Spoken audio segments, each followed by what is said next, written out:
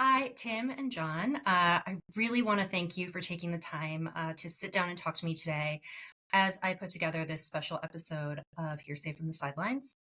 Before we get started, I just want to ask you, Tim, I'll have you go first and John second, just to introduce yourself, your gym, just how you became involved in CrossFit and what your CrossFit journey has looked like. Sure.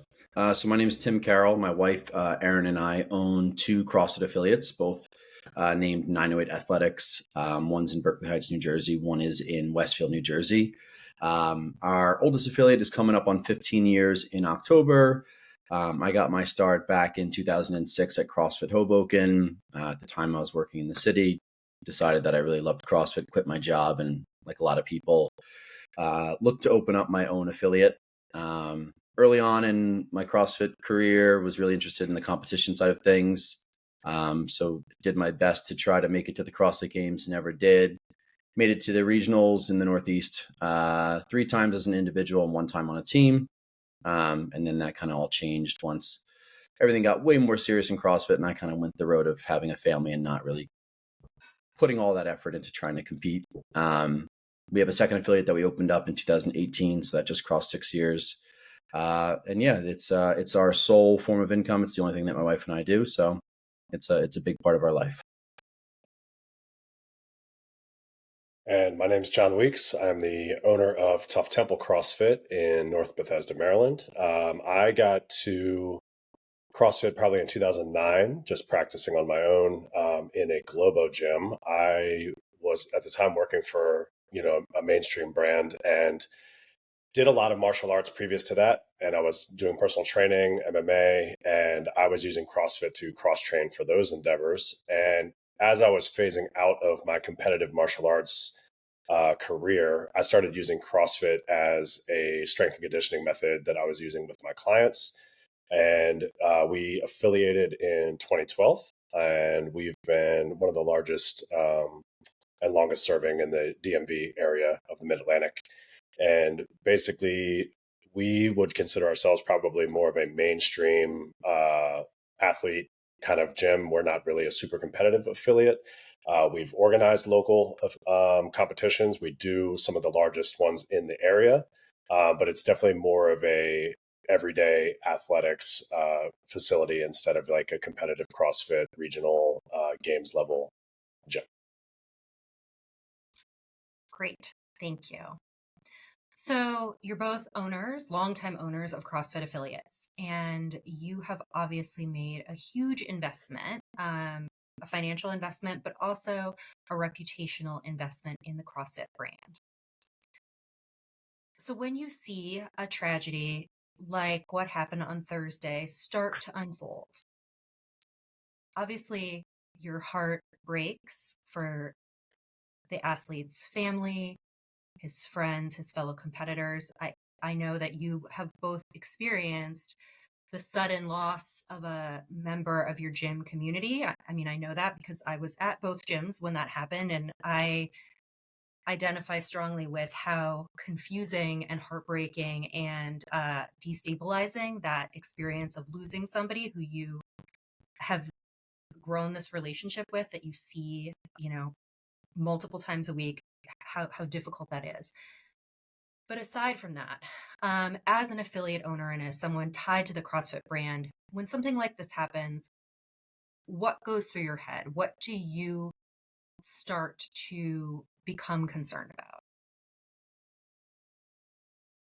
John, you want to go first? Sure, I'll go first. Yeah, I think the initial reaction, like you're saying, is definitely one of empathy, especially if you've experienced, some sort of tragic loss yourself. You kind of go back to that, I think, initially. But as a business owner associated with the brand, you kind of start unpacking it in layers, I think. One of them is putting yourself in the shoes of the event organizer and kind of like what they're having to navigate from a strategic standpoint. They've got hundreds of people that they have to wrangle on the ground in very quick succession, but then looking at it personally as a business owner and saying, okay, I'm associated with this brand. What does this do for people's perception of my business or, CrossFit at large? And I think that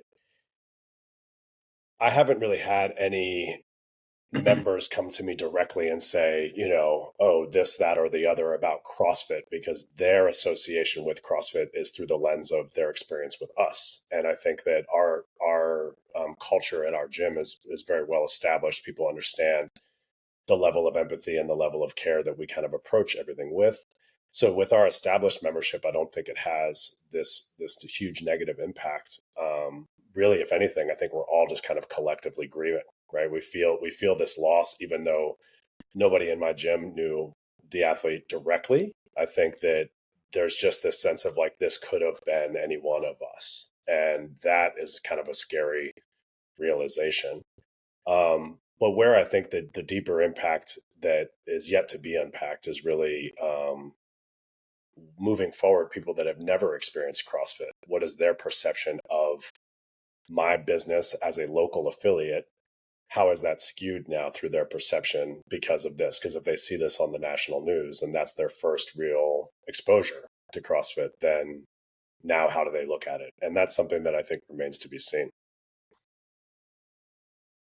Yeah, I'll start where John kind of touched on the last point, is that um, I feel like our gym is very similar to John's in that we're much more of serving our everyday community. We're not attempting to put anyone to semifinals or to the games or anything like that. It's about, we have a lot of 40-year-olds, 50-year-olds, husbands, wives, families that come to the gym, and it's about that. And so I feel like we've spent a long time not necessarily trying to disassociate from the CrossFit Games, but trying to separate working out in a gym from the sport of fitness, right? Those are two dramatically different things. And so the unfortunate thing is when people see CrossFit at the games level, they think that's exactly maybe what's happening in an affiliate, right? Where you have to lift these heavy weights and you have to do these high skill movements, when it's not really the case, right? We kind of follow the ideal of the strength and conditioning program, but then we modify it to the needs of our everyday client. And so unfortunately, I think it's like another blemish on CrossFit's record that is only going to negatively impact affiliate owners who, like John and myself, have poured our entire career up until this point into it. And it's like, man, there's nothing I can do to separate from that kind of a tragedy, right? And I mean that, as a business owner, that kind of sucks, right? And so I think, there's a lot of people that are angry with CrossFit. They want them to say more. They probably want Castro to say more, but there's obviously a whole bunch of legal stuff in the background that I'm sure they're being advised that, you don't say anything right now, right? Saying nothing is better than saying the wrong thing. It's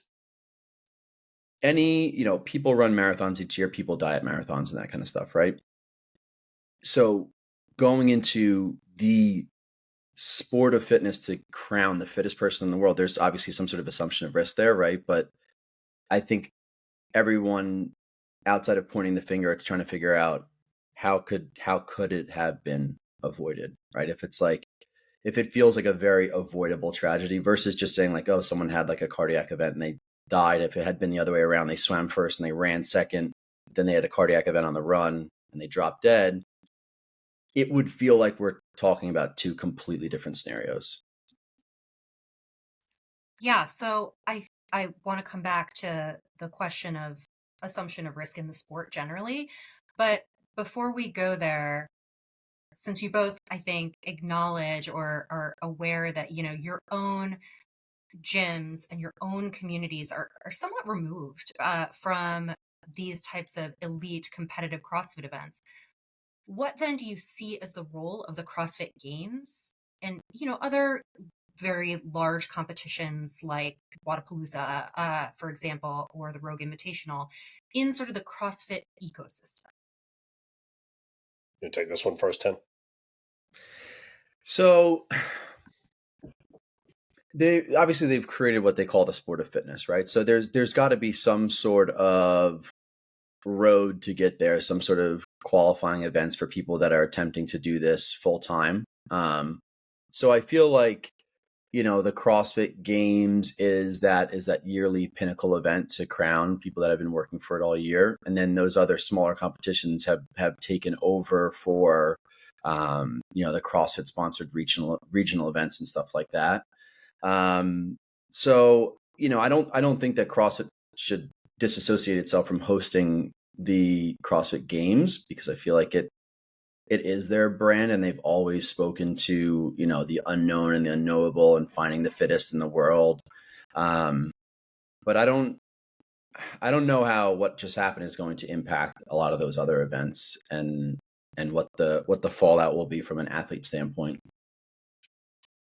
Yeah, and I think that the games has kind of always served as this spectacle that draws attention to the space. And, it's like if you watch the NBA, right? You watch these people do these amazing things and it makes you want to go pick up playing basketball, right?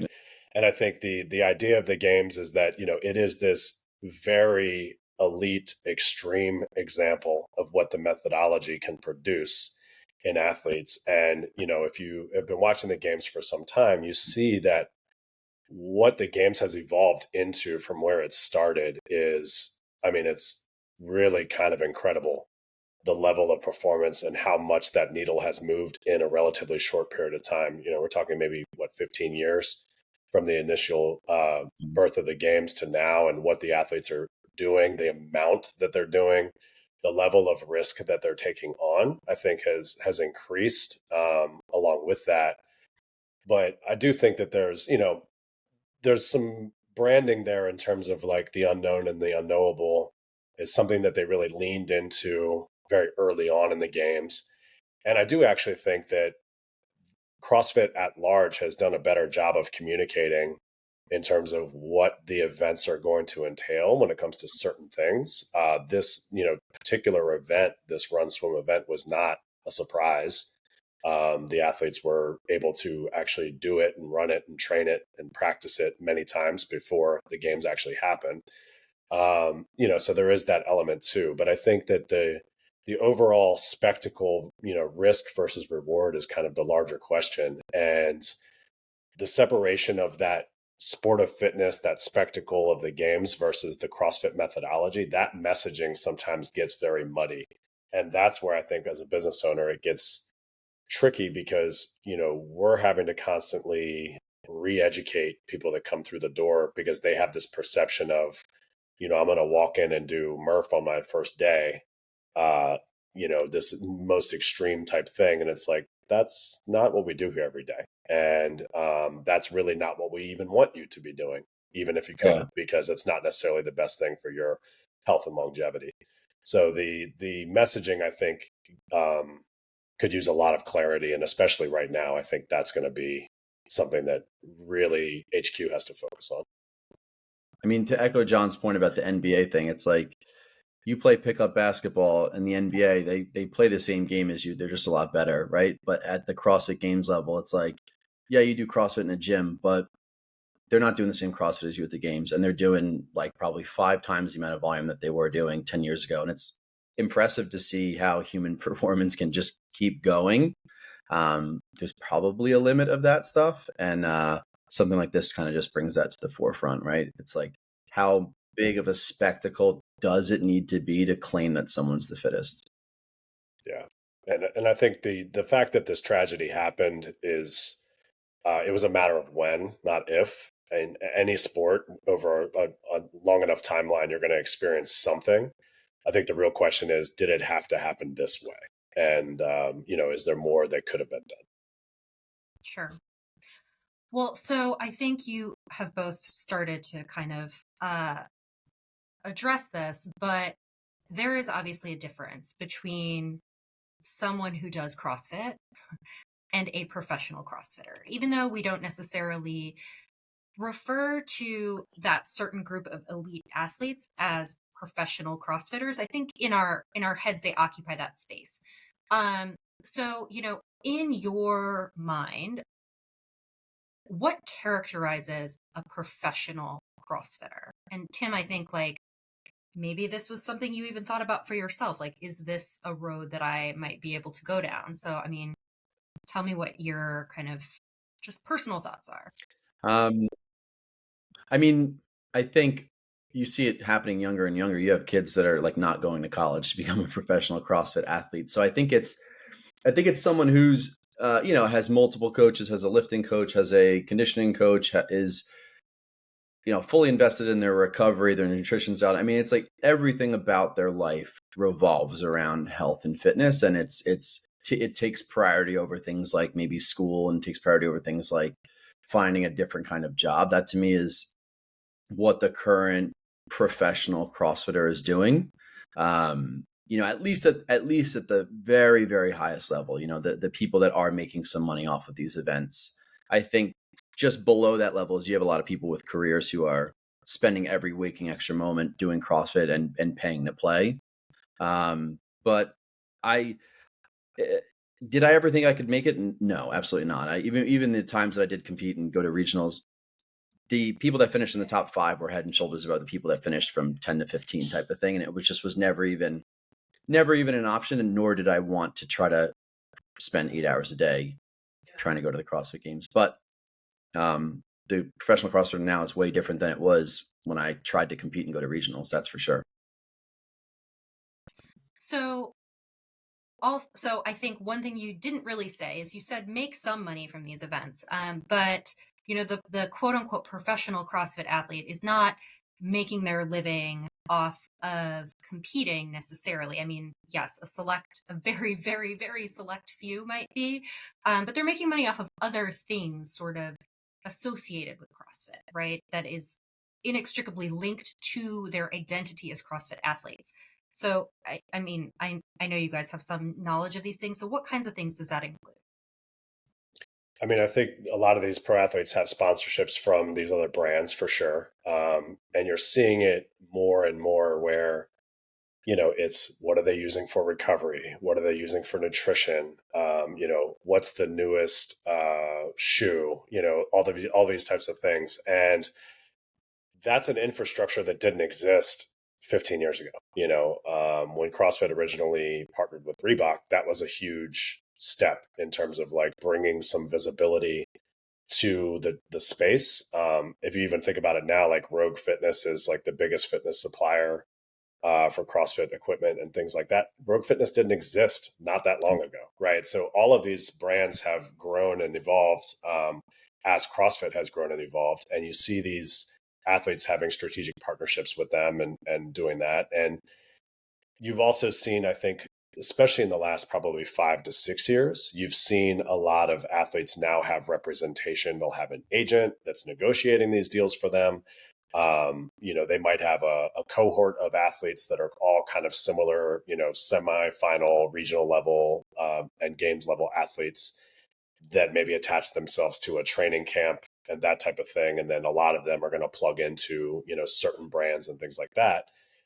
And, it probably opens up some financial opportunities for them outside of actual prize purses and things like that, because the reality is there's not that many competitions happening that pay out money. And even the ones that do are not paying out the type of money that can support all of these athletes full time. So they have to find other ways of supporting themselves for sure. Right. And there are also expenses that athletes bear in order to compete, right? Although that's, I guess, shifting a little bit in some competitions are paying for athlete travel and things like that. But CrossFit athletes, even elite CrossFit athletes, are not necessarily really treated like professionals. Um,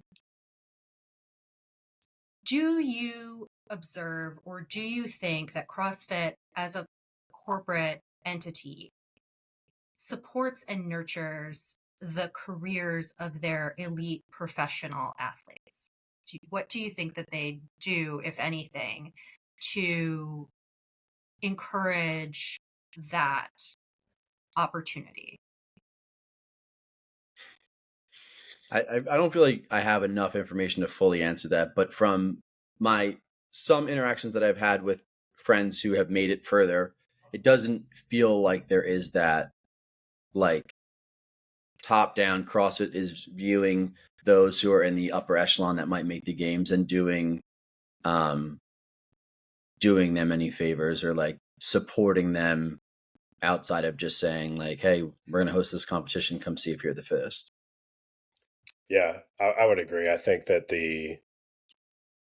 those types of opportunities are largely athlete driven, and they're having to kind of sink or swim on their own, which also begs the question of like, what's the life cycle of a CrossFit Games athlete? How many of them are making it to the games frequently enough that they're making a name for themselves, that they can create these opportunities? Because if they're only really on the national stage once or twice a year, you know, our brand's paying enough attention that they're going to want to sponsor this athlete and what have you. So it's one of those things. I feel like the plane is being built in free fall, and it's been this way really, I think, since the beginning.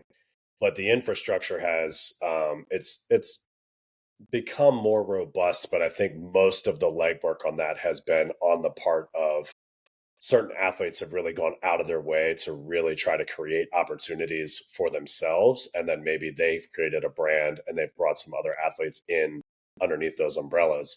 And that's helped kind of broaden that niche for other people.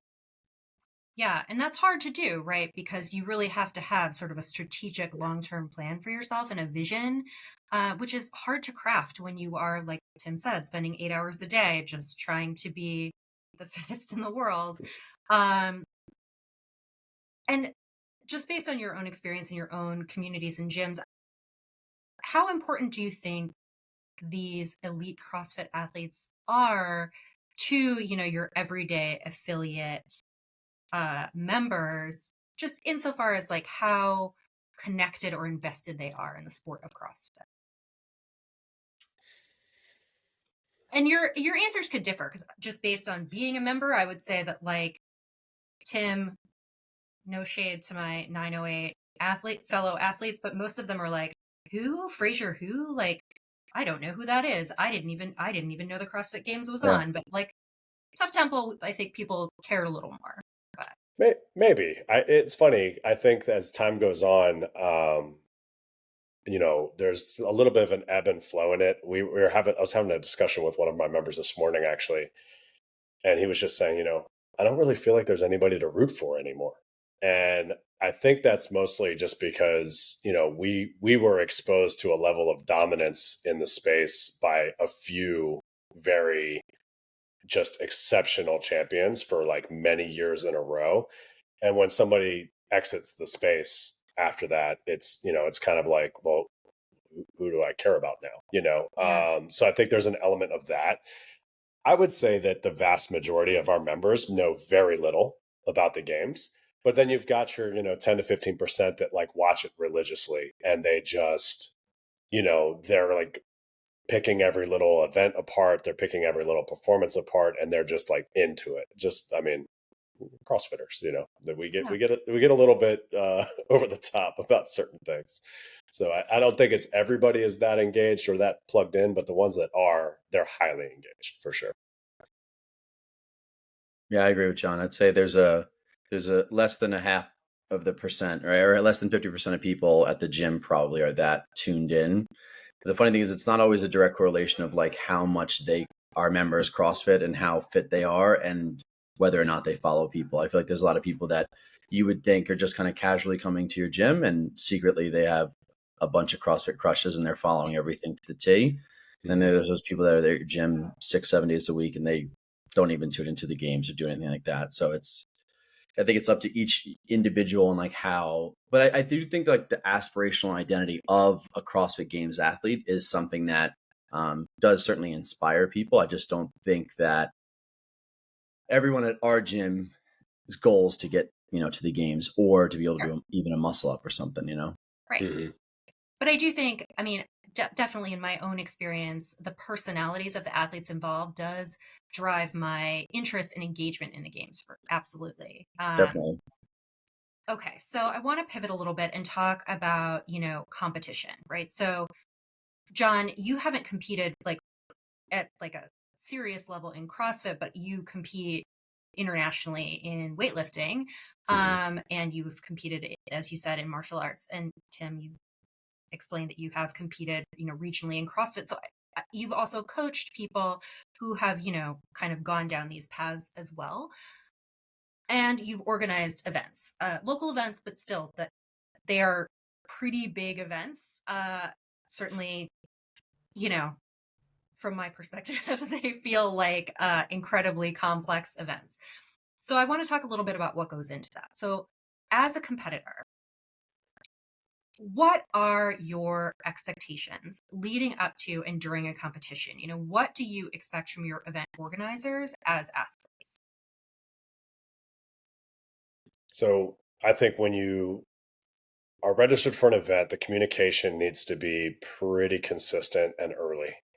There's definitely a level of kind of like a layering of information as you get closer to an event, and specifically about like logistical things and safety. Um, there usually needs to be a very clear line of communication of, in the event of XYZ, this is the procedure, right? And we have a safety meeting like this, like for example, at like a national level weightlifting meet, there's a finalization of entries meeting 2 days before the event starts. And we go over all this stuff, and it's, the same stuff every meeting, but it's one of those things where you definitely need to know, in the event of some sort of traumatic injury or something like that, this is what's going to happen. This is what you need to do. This is what you need to do as a coach. This is what you need to do as an athlete. And there should be a very clear understanding of like what the procedures are. And in terms of like a local event, I think that's one of the things where the more you run events, the more you recognize those things and the importance for those things. You get caught once without really having things in place, and you realize how important it is, right? I always make sure, for example, when we're getting our volunteer staff together for a local event, because obviously at a local event, you're probably not paying your volunteers for the most part. You may be feeding them, probably, and things like that. They might get a shirt, but they're not going to get paid for their time. I always make sure though that I have one of my volunteers is an EMT, right? Like making sure that I have somebody on staff that can provide emergency care in that moment, that has some level of actual direct experience. Um, I was saying this to one of the members actually when we were kind of unpacking this current situation, and I said, I've had to administer CPR twice in my life. There's a big difference between being CPR certified and ever actually having been in that situation. The amount of like anxiety and fight or flight that you go through in that moment is dramatically different. And having people on site that have some direct level of experience, I think, is super important. And then communicating that with the athletes so that they know, we're going to take care of you. It's definitely important. I would echo what John said about communication. Just communication transcends everything, right? You just need to talk to your athletes about everything that's happening that day, from where they're parking to the schedule of events. I think it's important that, at least from a local event, that you're actually running on not time and not keeping people there until 8 o'clock at night. Like John said, we'll either usually have like one of our firefighters, that's one of our coaches, will be helping out, and they're an EMT as well. We have like a local individual or physical therapist called Individual PT, that they have 3 PTs on staff. We've got our ice packs, we've got our bandages, stuff like that, waters. There's, like you said, there's a lot of little things that go into it, but in a local event, John said, like, you get caught on the wrong side of one thing and you're not going to have a local event next year. So I think it's communication and, trying to plan for all the things that could potentially go wrong, which clearly there's like unlimited, but you try. Yeah. And I think you also kind of recognize, the more you do it, you're going to have varying degrees of experience in your athlete pool. So you'll have these people that are perennial, competitors, and they do this event every year and they kind of know what to expect, and you don't really have to do a lot of hand holding with them. But then you have people like, this is their first ever local comp, and they have no idea that they're going to be there for like 6 to 8 hours, and they're going to be starving. And you just have to like tell them, hey, bring a snack. Like, it's like that, like literally logistical things like that. When you get to these larger competitions, one of the things that you'll see is athletes that aren't used to that level of competition.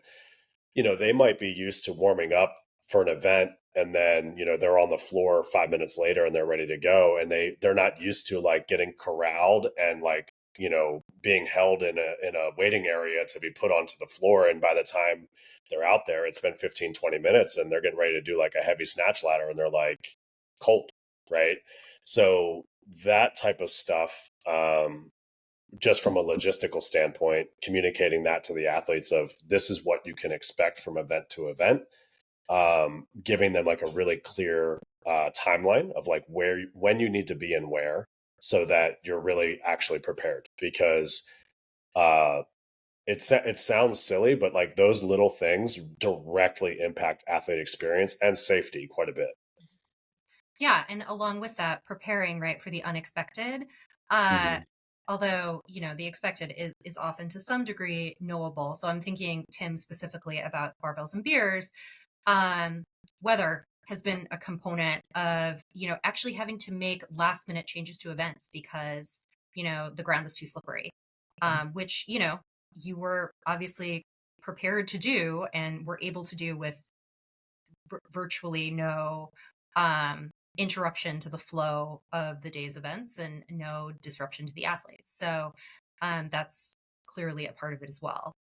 So I want to talk a little bit about programming for competition, right? So I know that's something that you've both been involved in. It's also something that you are very prepared to do, right? Based on your many years of coaching and also the body of knowledge that exists about CrossFit movements. But for those people who don't sort of really know about that or understand that, when you are programming for a competition, what are sort of your multiple goals, right? And what are the variables that you have to consider? And then as a part of that, where have you where do you draw your knowledge from about, what is safe, what is potentially risky and how risky? What makes a workout challenging versus what makes a workout objectively dangerous? Mm-hmm. Go for it, Tim. So I think when it comes to programming for like our event, barbells and beers, we do 3 workouts and a floater workout, right? And the the first thing is we were looking at like what movements are we programming. We're not just, like people were upset with the Open this year that the first 2 workouts basically were 5 hinging movements, right? Like we're thinking, okay, are we doing pushing, are we pulling, are we squatting, are we hinging, are we going overhead, how much are we up on the pull-up bar, are we risking everyone ripping their hands open on the first workout? Is that a great idea? Safety comes in with like how much space are we giving the 2 athletes, which ways are their barbells facing, where's the crowd going to be, is the crowd going to have a child sitting on the sidelines where a barbell could bounce and hit the child? Like there's all these little things that we're thinking about. Going overhead in the same workout that you're doing burpees, maybe not the best workout. You don't want someone on the ground when there's a barbell flying around. So there's all these little things that over the course of the last 12 years that we've tried to tweak and just say, okay, are we doing the best by the athletes from giving them the most amount of room that they need, the least amount of, things in the way, and then ensuring that we're not over programming one specific movement, or just putting them, at risk of like, let's crush their grip for 3 workouts in a row and then make them finish with like excessive amount of bar muscle ups and just see who can hang on. I think there's just those little things from a local standpoint where we're like, no, we're a local fun competition, right? You're not going anywhere after this, and we're not looking to crown the fittest. So we don't want to put you at risk of messing up your training for the next 2 or 3 weeks. Yeah, no, I echo all of that. And I think that the interesting thing about programming for competition is you're trying to really find that balance of like effective, challenging programming with the fun factor, Yeah. right? And also trying to create a level of like spectator friendly programming so that people can watch and kind of know where people are at in the workout. And you see this actually a lot with CrossFit over the years, where early days, like the way that the floor was laid out at a lot of these competitions, like you couldn't tell who was winning. You couldn't tell where they were in the workout. It just wasn't fun to watch at all. And having enough space or enough creativity in the workout where you can kind of see the cadence of the workout, see who's winning, that kind of stuff. Those things are important. And I think that, if you're going to have a successful event, you want the athletes and the spectators to like want to be there and cheering each other on and doing all this stuff. And like all of that stuff factors in. But to Tim's point, like this is a local comp. You're not gonna take significant prize money away from this. Probably some of the local comps like the Moco Throwdown we have prize money, but that's because we have a local business that helps to sponsor the event and that kind of thing. It helps when you have that kind of infrastructure.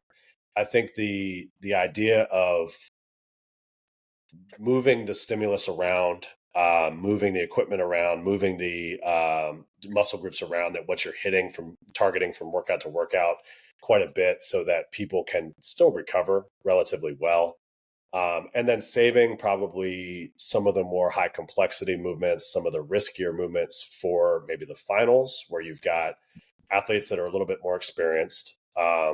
You're going to have less of a disparity between who's in the event. Like, so at the beginning of the, day, you're going to have a pretty big swath of athletes. And if you cut down to your final event and you have maybe 4 or 5 teams, they're going to have a broad and generally inclusive level of fitness where you can program certain movements and you're not likely to exclude anyone. Like where if you have something like ring muscle ups or legless rope climbs or something like that, it will make more sense for a certain caliber of athlete. And then you also have less logistical things to sort out in terms of safety if you have fewer athletes on the floor. So you can do some of that stuff and play with it. There's definitely been workouts and things, competitions where I have left it feeling like probably over programmed that a bit. Maybe not everybody like had the best time with that. But some of it it's tricky because you're trying to thread that needle every time of trying to have the level of like entertainment and complexity and challenge, but also not overshoot. Because when you overshoot, it's like everybody's just like staring around like this, just like I'm exhausted and I can't jump up on this pull-up bar. And then you've kind of missed the stimulus. So it's challenging and you don't always get it right. That's for sure. And with John's competitions, our competitions, right? We want people signing up. So as soon as you go too heavy on the barbell or too complex on one of the movements, you really see the signups just kind of slow down. And so that's Aaron's always every year. It's like, nope, tell me how many RX women you're going to get in that with that weight on the bar. And I'm like, you think about who's in your gym and what they can do. And you're like, well, the point of the event is, again, we're not trying to find the absolute fittest. We're trying to have a big, fun community event, right? And if we want 80 teams to sign up, programming like 155-pound cleans for the RX ladies is probably not going to get a lot of like teams signed up, right? There's a point at which you're like, let's stick to the old school CrossFit weights and hopefully we can get people signed up. And like to John's point, if you do have a final workout, that's where you might see the really high skill gymnastics or just higher volume of more technical movements. Yep. Well, so then I'm curious, though, how much you think those priorities should or need to shift for an elite level competition. So, Patrick Vellner he was recorded the other day in an interview saying, we've been pushing athletes in the wrong way. This isn't war, this is sport. And I feel like we've been trying to, for some reason, find the athlete's breaking point for too long, and we found it. So I'm curious whether, you have observed over the last decade, let's say, a shift in programming at the games and what your thoughts are on whether that programming is essential to identify the fittest and differentiate between these athletes who are competing at a very elite level, or whether maybe there's other ways. That's a tough question for sure, because I saw like Chandler Smith said that that they voiced their concerns about the swim being second But, I think all of these athletes, Vellner's been at the games how many times? A lot of them are repeat participants. And so I don't know. They sign up for it and they come back year after year, but there seems to be also this common theme amongst those that are repeat athletes that they don't feel like athlete safety is a top priority. They don't feel like they're being looked out for. But they're coming back and then they're signing those waivers and they're participating and they know all the events, and then they have the agency to say yes or no if they want to do it. And they all want to do it because I guess maybe previously they thought the worst that would happen is they just take last place, but now the worst that can happen is a lot worse than that. And so I'd be curious to see how much of the safety protocols change for next year's games. Yeah, I definitely agree with that. I think the overall spectacle of the games, I do think it's a little bit important because there's a separation between like semifinals to the games where you see this significant increase in things that are hard to test for in a semifinals environment, right? So they don't do a lot of outdoor type events in semifinals. It's all kind of classic CrossFit for the most part. There isn't really as much odd object stuff. There isn't really as much endurance centric stuff because it's just harder to program that at what 10 different semifinals or whatever it is across the world, and have them all do the exact same thing, right? I do think that the games has excelled in creating these unique challenges based on the environment that's there, based on the level of, there's a certain element of unpredictability. I think that they've done a good job of communicating certain things like this run swim event that, unfortunately this happened on. Like I said, this was communicated well in advance. People could actually train for this, more than a month leading up to the games. They knew that this was something they were going to be tested on. The stuff that tends to get announced like right before is usually a more classic CrossFit type thing. It's like, okay, it's going to be a barbell and a pull-up bar. The final event this year, it was, thrusters, chest to bars, and a yoke carry. There were some bar muscle ups. Nothing in there is inherently dangerous to these athletes, aside from like a normal, injury that can happen in the gym, right? There isn't really the huge risk of anything major happening. I think that having that component of outdoor events, off-site events, multiple different venues, that kind of thing, it does challenge the athletes in a different way. I do think that there's certainly ways to do that in a safer manner than currently has been happening. And I think that that's going to be what gets really investigated now. Um, I don't think that the athletes necessarily want this to become this very nerfed version of fitness either, right? Like they want to be able to see what human potential is. Um, and Tim mentioned like Chandler Smith talked about it. It's like, you can test swimming in a pool. You can test swimming in clear water where you have many lifeguards immediately there, and the furthest away you are at any point in time from a lifeguard is like 25 meters, right? And they could get to you very safely. And they've tested it in a pool before. So I think that the challenge of trying to create this environment where you're doing fun and creative and challenging things, but mitigating the risk at the same time, it's a hard balance. And obviously this was a mistake in a lot of ways. I think there was many failings on different levels, and a lot of that's going to get, I think, discovered in the next coming weeks and months, probably.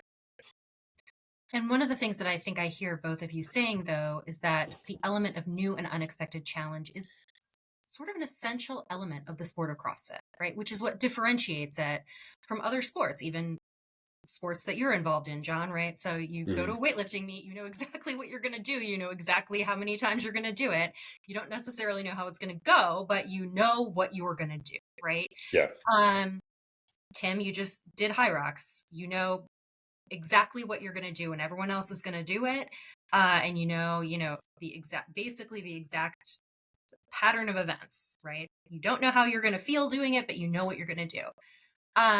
And I agree that it would fundamentally alter the sport of fitness, of CrossFit, if it were too predictable, right? Or too, um, I want to say too uh, accessible, maybe is a way to Yeah. think about it. Mhm. But given that unknowable aspect, what risks do you think athletes in the sport assume when they go into this type of competition? I mean, I think that going into a competition really of any sort, no athlete, even though you're signing a waiver and literally signing your life away, I don't think any athlete goes into any competition thinking that's going to happen to me. Right. Yeah. And I think that there's a level of trust that they have in the organization that's running the event that if something catastrophic happens, they're going to be able Yeah. to save me. Right. And I think that that is a realistic expectation. And if you don't have that expectation, if you don't trust the organizer of the event to do that, then you don't sign up, and I think that that trust has definitely been shaken, rightfully so. And you know, there's a big, I think you mentioned it, Sarah, that like Velner mentioned, like, we're playing a sport, right? We're competing in a sport. This is not war. This is not meant to be life or death. And we like to use a lot of terms like going to war and, all of that kind of stuff to kind of like get ourselves in the right headspace to do these types of things. But at the end of the day, this is supposed to be fun. It's supposed to be something that people are doing that is making them healthier and happier versions of themselves. And I think there's a leap too far, and I think we've kind of crossed that Rubicon, unfortunately. So, I mean, to echo John's point about what he said before, that run swim event was not an unknown. I think there's video of Lazard and his brother Luca practicing the event. They had run through it the week before, at least. And from what I heard, which I'm not sure if it's true, but Lazard was like a collegiate water polo player. So, obviously that's an insanely strong swimmer. And so you'd have to assume that he's not coming into it assuming that I'm going to, I'll win, lose, or die. And it's like what John said is your reasonable expectation is that, man, if something does really go wrong, they've got the volunteers, they've got the EMTs, they've got someone there that's going to help me in that situation. And like you said, that at this level, at the CrossFit Games level, how big it is, how much money's there, like 100%, you would expect that kind of all those bases are covered. I competed at Wadapalooza the first year they had swimming, and I'm not a strong swimmer, and they gave athletes the option to use a life vest if they wanted to. And it was an event where you had to go out for like 2 swims, right? And on land, you were doing like sandbag cleans and tons of air squats. And I was going back into the water with my heart rate way too high. And I was like, I'm taking a life vest. I was like, I do not trust myself enough out there. But, again, like I probably was uncomfortable, but I was okay doing it with the life vest. I think all of these athletes are comfortable with almost all of these movements. I don't think you're seeing anyone make it to the games anymore that can't swim well. They all practice But it for sure. yeah, they Yeah. all practice it, right? It's a part of their training all year long. It's not like they make it past semifinals. They're like, oh crap, I got to learn how to swim now, right? It's a part of their daily or weekly routine. But just to say, echo John's point, it's like the expectation is that if something goes terribly wrong, there's someone there to help. yeah. Yeah. Yeah. And 800-meter swim is not a short swim, right? But the truth is, this event happened at near the finish line. This was 50 meters from shore, Yeah. from what I've heard and from what I've seen. And it just goes to show you can have a very strong swimmer with, you know, obviously he's done this exact stimulus before. He's going into this event fresh. It's his first event of the entire games. And these things can happen, right? And I think where the trust is shaken isn't so much that something happened. It was more that the response was not appropriate to what was happening, right? Yeah. The Yeah. level of response from the volunteers and the on-site medics and things like that seemed very late. It seemed very unorganized, and that's, I think, what really has people shaken the most. Because if this happened, but the response on site was prompt and everybody was doing absolutely everything that they could do, I think that the reaction from the community would be very different.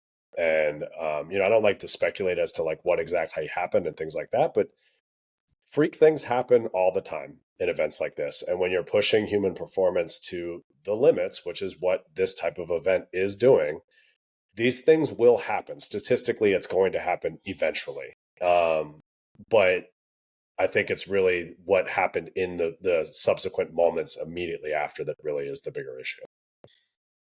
Yeah. So I think that that leads into the last question, that I wanted to ask, which is that, the CrossFit athlete community has reacted in a very strong way.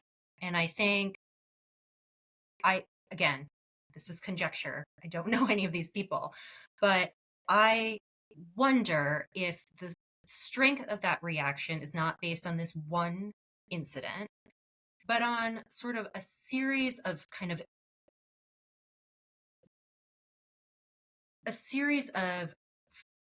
instances where they felt that they were disempowered, disrespected, disregarded by the sort of governing body of their sport, right? So there have been previous safety concerns, like I know John and I talked the other day about Scott Panchik's injury, like coming down on a rope that was too long.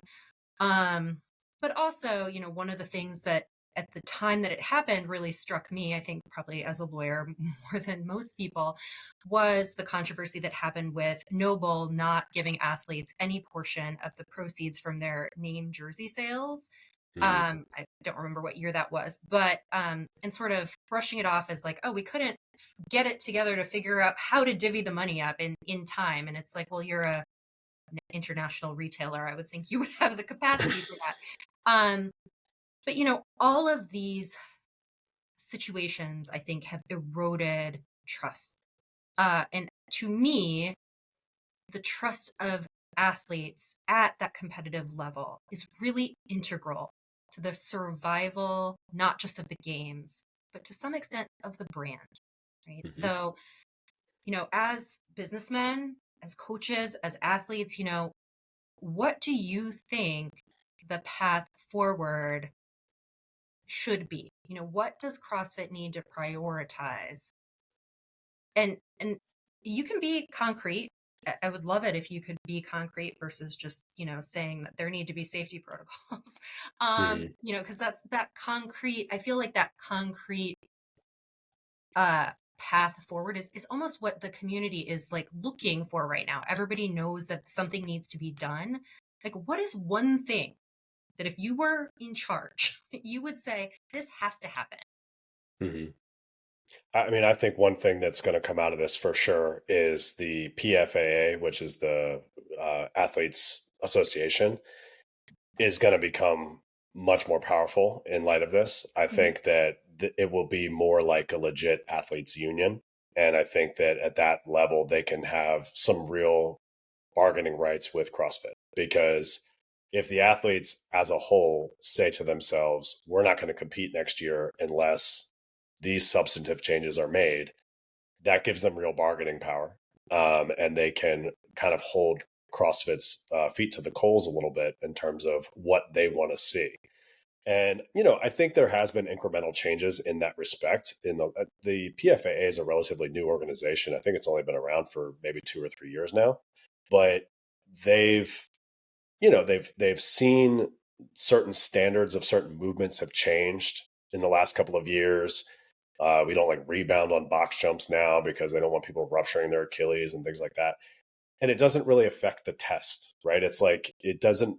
We're still testing the fittest person. We're just taking out some of these higher risk elements that if you go back and watch the old school games when like Rich Froning fell from like a 20-foot rope and there was no padding on the floor, right? Like things have changed a lot in terms of athlete safety since the game started.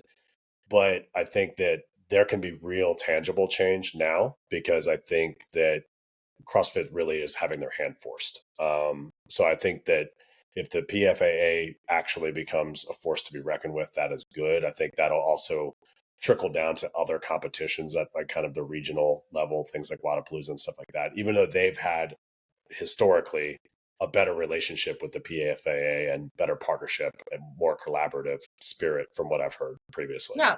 Well, the PFAA actually entered into a compact with the PFAA. Mm-hmm. Sorry, with Wada.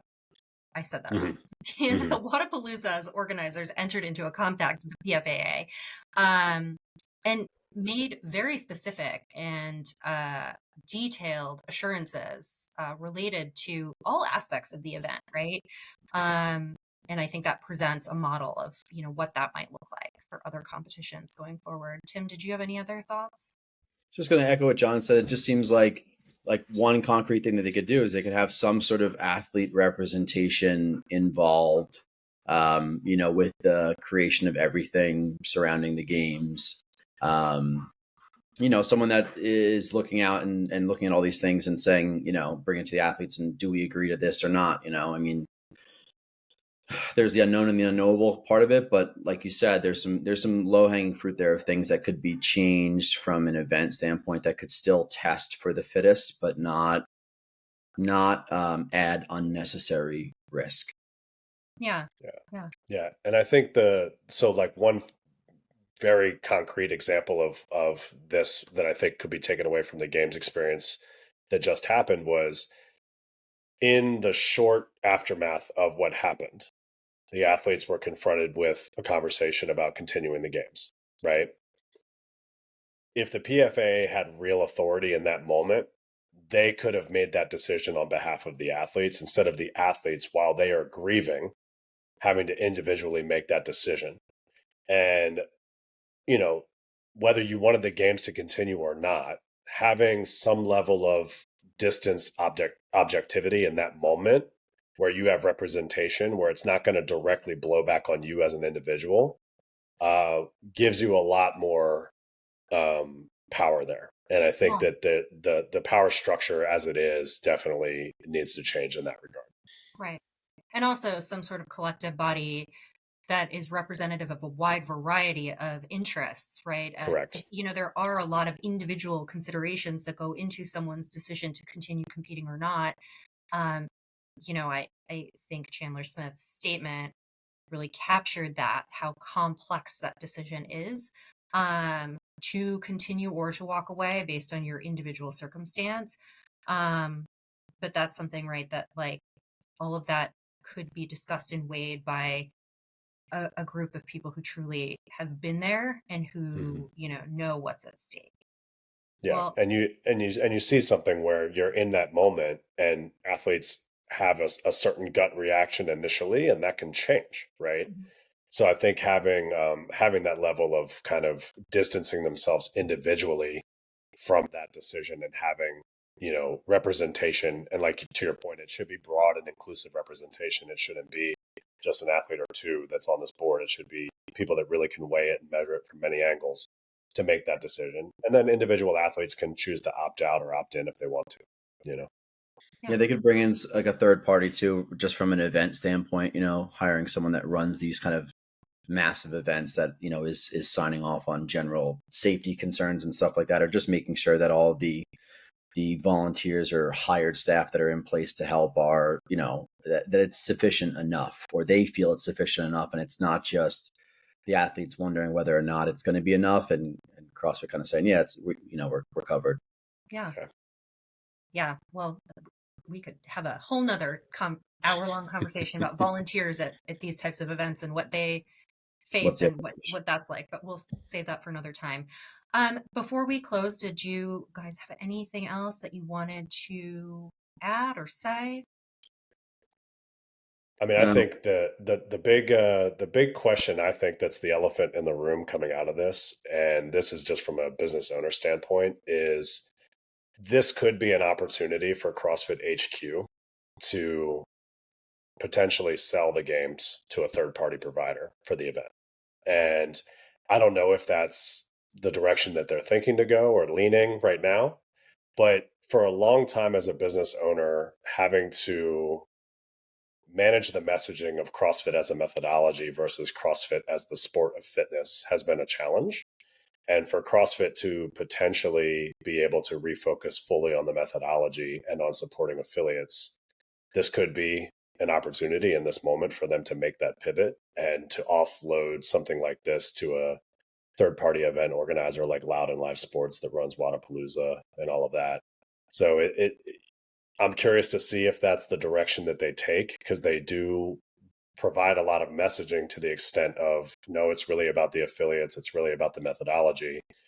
And a lot of times as an affiliate owner, I feel like a lot of the resources go to the games, a lot of the media goes to the games, and that can be good or bad or indifferent, but this could be something that potentially comes out of this situation. So I'm curious to see how that develops.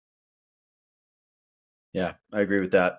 And I think what came out of this, obviously you saw on like comments and everything, there was just a lot of like finger pointing and very like angry comments, and rightfully so, right? People are very upset about the loss of Lazar. I think the one thing that doesn't or won't get acknowledged at all though is, as much as those on, were on the paddle boards or volunteers maybe didn't help or do enough, those people are going to go through some serious grieving as well.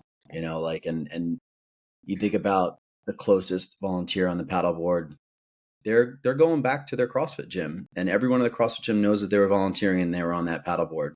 And it's like there's more than just the athletes that were affected in this stuff, and I'm not taking that away from the athletes in Lazar. I'm just saying that like the grieving process is going to be pretty widespread, and it's clearly it's going to have an effect on tons of people. So I just wanted to acknowledge that, at least, that I'm not sitting up here pointing fingers at, oh, they should have.